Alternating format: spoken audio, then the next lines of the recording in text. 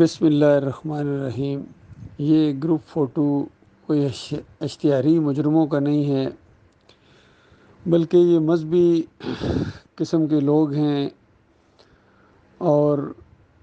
مذہبی کرپشن کے اندر یہ مبتلا ہیں۔ ان میں سے کچھ کو تو میں جانتا ہوں بائی نیم، جس طرح طارق جمیل ہیں، مفتی طارق مسعود ہیں،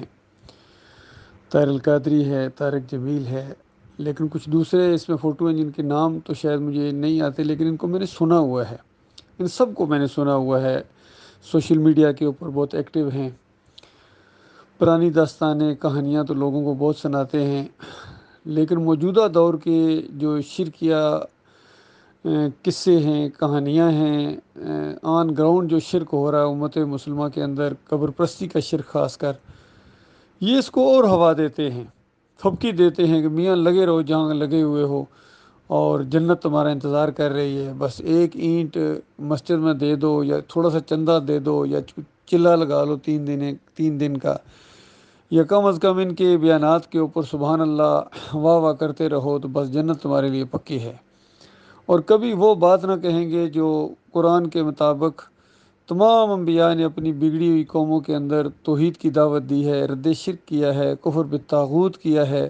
ان کی زبانوں سے آپ کبھی کسی شرک کا نام صحیح طریقے سے جو مزاروں کے اوپر جو کچھ آج ہو رہا ہے، بت پرستی ہو رہی ہے، مسلمانوں کے اندر یہ شرک آ گیا ہے اور اللہ کی وہ بات ان کے اوپر پوری ہو گئی ہے، وَمَا يُؤْمِنُ أَكْثَرُهُم بِاللَّهِ إِلَّا وَهُمْ مُشْرِكُونَ، کہ اکثریت اس طرح اللہ پر ایمان لاتی ہے کہ ساتھ ساتھ شرک بھی کرتی ہے۔ تو امت مسلمہ آج فرقوں کے اندر بڑھ چکی ہے، مسالک ہیں، اسلام نہیں ہے، مسلک پرستی ہے، اسلام نہیں ہے ان کے اندر، اور سارے اندروں اندر لگے ہوئے ہیں۔ جس طرح طارق جمیل صاحب کا ایک دفعہ بیان سنا تھا میں نے کہ کہتا ہے میں دیوبندیت کو پھیلا رہا ہوں اندروں اندر، اسی طرح طارق مسعود بھی دیوبندی ہیں اور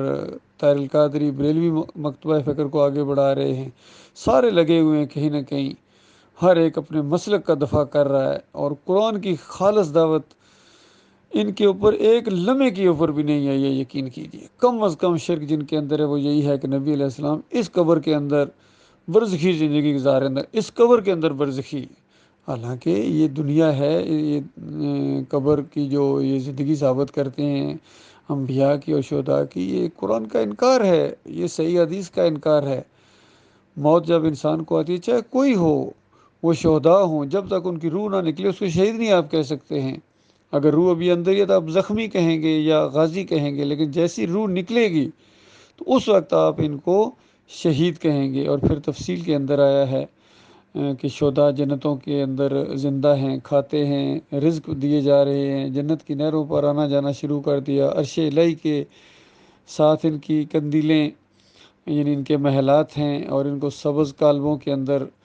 اڑنے والے جسم ملے ہوئے ہیں جہاں جنت کے اندر مزے کرتے ہیں۔ لیکن ان سارے مولویوں کا یہ عقیدہ ہے کہ شہداء دنیا میں زندہ ہیں، یہاں آتے جاتے ہیں، ان کے اکابرین کا بھی یہی عقیدہ تھا۔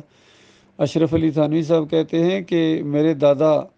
ایک قافلے کے اندر مارے گئے، اور حدیث میں آتا ہے کہ جو اپنی جان اور مال کی حفاظت میں مارا جائے وہ شہید ہوتا ہے۔ بالکل صحیح حدیث ہے۔ اب دیکھیے حدیث بالکل صحیح پیش کی، لیکن آگے ان کی سنیے واردات۔ کہتے ہیں کہ رات کو مٹھائی کا ٹوکرا جنت سے لے کر آ گئے دادی کے پاس، غور فرمائیے اللہ کے بندو، اور کہنے لگے کہ اگر تم کسی سے ذکر نہ کرو تو ہر روز ایک ٹوکرا لے کے آیا کروں گا جنت سے۔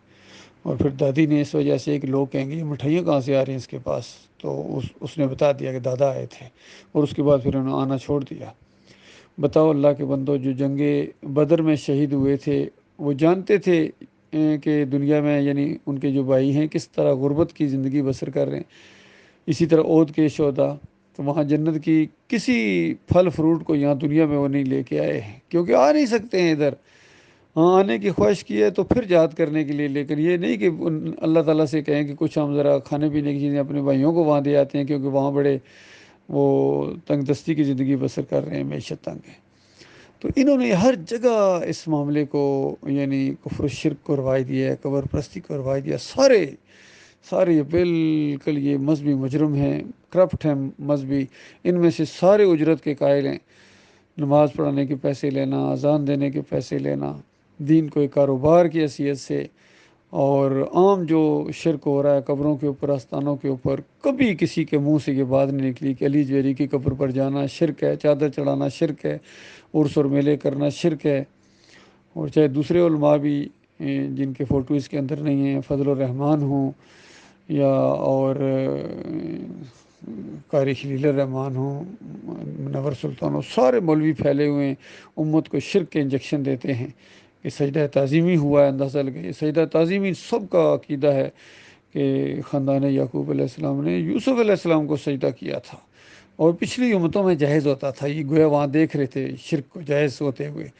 حالانکہ کہیں نہیں ہے، نہ قرآن کے اندر ہے نہ حدیث کے اندر ہے کہ پچھلی امتوں میں جائز ہوتا تھا، بلکہ نبی علیہ السلام نے تو لعنت بھیجی ہے، لعن اللہ الیہود والنصارى اتخذوا قبور الانبیاء والصالحین مساجدا۔ اللہ کی لعنت ان یہودیوں کے اوپر، عیسائیوں کے اوپر، انہوں نے اپنے انبیاء اور صالحین کی قبروں کو سجدہ گاہ بنا لیا تھا۔ یہ سارے قبر پرست گزرے ہیں، ان کے اوپر تو لعنت کی گئی تھی، جائز کہاں تھا پچھلی امتوں کے اندر؟ بتاؤ اللہ کے بندو،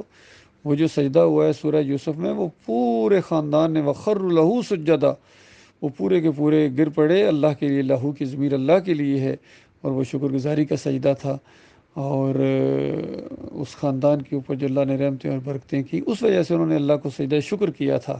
یوسف علیہ السلام کے ملنے کے اوپر، پریشانیوں کے دور ہونے کے اوپر، شیطان کا وال ارل دیا گیا، اور اس طرح خواب کی وہ تعبیر عملی طور پر سامنے آئی۔ یہی انداز ہوتا ہے تعبیر کا۔ تو بہرحال ان میں سے جتنے یہ گروپ فوٹو ہے، یہ سارے مولوی ہیں، یقین چاہے بڑے الفاظ لچھے دار، ان کی تقریروں پر نہ جانا، یہ تو میں جہنم کی آگ کا ایندھن بنا دیں گے۔ یہ خاص کر مفتی طارق مسعود جو ہے اپنی اصل مسخرے قسم کے سوالوں کے جواب دیتے ہیں، ہنساتے ہیں لوگوں کو، اور عجیب قسم کی فحاشی کا بھی ان کا انداز ہے۔ طارق جمیل کا تو کہنا ہی کیا، قصے کہانیاں جھوٹے جو بھی قصے ہیں شرکیہ واقعات فضائل اعمال کے اندر، وہ بس یہ سناتے رہتے ہیں۔ اور طاہر القادری کا تو کہنا ہے کیا، یہ تو کہتا ہے کہ نبی علیہ السلام معراج کی رات جب گئے تو بشریت دنیا میں چھوڑ گئے، نورانیت کا لباس لے کر آگے گئے تو نورانیت کا لباس بھی اتار دیا، پھر اور اوپر جب گئے تو پھر جب ملاقات ہوئی تو پھر کچھ نہ پوچھو، ایک کے جو ایک نو دوجا کر جانے او کافر تے مشرک ہے۔ اندازہ لگائی اس طریقے سے انہوں نے شرک کو جواز فراہم کیا، نور میں نور اللہ کے عقیدے کو پھیلایا، انہوں نے جہالت کے انہوں نے ہر دروازے کو کھولا، اور شرک کے ہر دروازے میں یہ داخل ہوئے ہیں۔